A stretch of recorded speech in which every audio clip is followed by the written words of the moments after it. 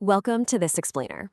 If you're managing Windows devices in any kind of enterprise environment, I guarantee you already know this universal IT headache.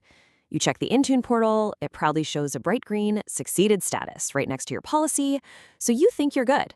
But then you look at the user's actual device, and literally nothing has changed. The user is still blocked, or the setting is entirely missing. It's incredibly frustrating, right? Okay, let's dive into this. Before you go in and start modifying your assignment groups or messing with the conflict resolution engine, or definitely before opening a premium support ticket, there is one absolutely crucial question you have to answer first. Has the policy actually landed on this specific device in its local registry right now? We all tend to trust the cloud dashboard implicitly, but as we're going to see today, that initial reflex to just start changing things in the cloud is exactly where so much troubleshooting time just goes down the drain. To understand why this happens, we really need to establish exactly how this works under the hood. Think about this quote, directly from Microsoft Learn regarding deployment mechanisms. It explicitly states, once Intune deploys, the policy configuration services provider writes the appropriate values to the Windows registry. Notice what it doesn't say there. It doesn't say the policy lives in some magical cloud cache or a remote config file that the portal queries on demand. No. Policies are physically written to the local Windows registry on the actual physical machine sitting right in front of the user. And that brings us to the real core of the problem.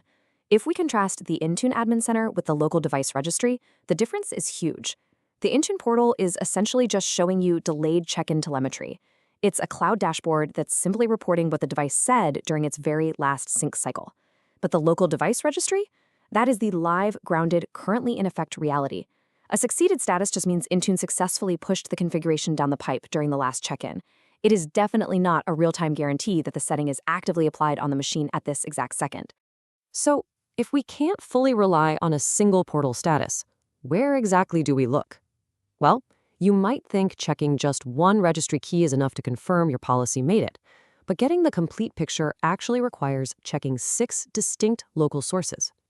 MDM data on a modern Windows endpoint is complex, It doesn't just live in one neatly packaged folder that gives you a simple yes or no answer. To get the true state, you have to read all 6 of these sources together.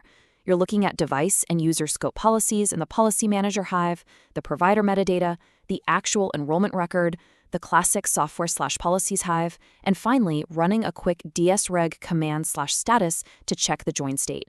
If you miss even one of these, you're essentially flying blind. I really want to draw your attention specifically to number 5 on that list, Software Policies Microsoft. This is the parallel registry hive used by both traditional group policy and some MDM ADMX-backed policies. So why does this matter so much? Because this location is the absolute prime suspect for silent conflicts. You could have an old cached on-prem group policy quietly overriding what your MDM just wrote to the key right next to it. And the crazy part is, the Intune portal will probably never flag it as an error. It's practically a silent killer of modern device management. Which leads us to a really fundamental rule of modern endpoint troubleshooting. Verify ground truth before reassigning. Before you make any hasty changes in the cloud, which, by the way, could inadvertently impact thousands of other perfectly healthy machines across your enterprise, you need to manually verify the local state on the broken endpoint. You just have to validate the physical reality of the device first. So, here is your manual cross-check sequence. First up, run dsreg command/status to ensure your primary refresh token, or PRT, is actually healthy. Second, verify Intune actually owns the enrollment in the provider's key. Third, check for any stale leftover IDs in the enrollments key. And only after those first 3 come back clean should you move to step 4 and look at the actual policy payload. Always validate the identity first, and then the policy. Now, I know exactly what you're thinking. Doing this manually means opening up Registry Editor and the command prompt 6 different times, digging through all those deeply nested hives and squinting in hex values. It is incredibly slow, it's tedious, and it is highly prone to human error, especially when you've got a frustrated VIP user waiting on you. Taking 6 manual trips to find one single answer just doesn't scale for busy system engineers and endpoint admins. But that brings us to the ultimate automated solution. Instead of doing all that manual digging, a recent Endpoint Weekly article highlighted a fantastic open-source PowerShell script called Export Local Intune Policies.ps1. The real beauty of this script is that it requires only standard read access and works completely offline. It's 100% read-only. That means no registry writes, no random network calls to your tenant. It simply pulls all 6 of those crucial sources we talked about into a single clean HTML report right there on the endpoint. Now, look at this number for a second. 1,372. In a real-world test run on a live device, this read-only script instantly pulled over 1,300 device policy values from the registry in just a single pass. Imagine trying to manually verify even a fraction of those. There's no way. It gives you ground truth in seconds, completely neatly packaged into a file that you can easily read, search, or even just attach to an escalation ticket as solid evidence.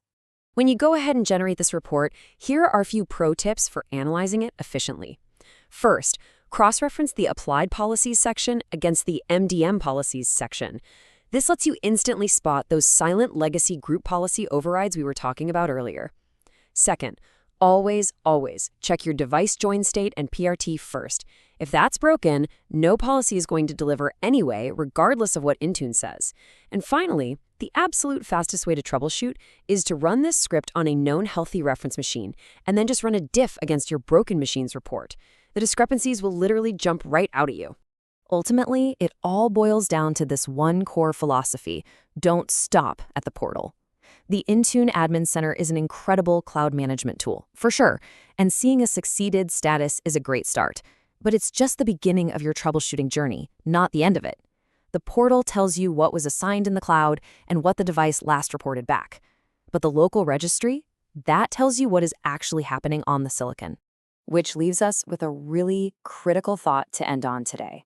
You might be looking at a beautiful cloud dashboard full of green checkmarks right this very minute, but what silent conflicts are hiding in your local registry right now?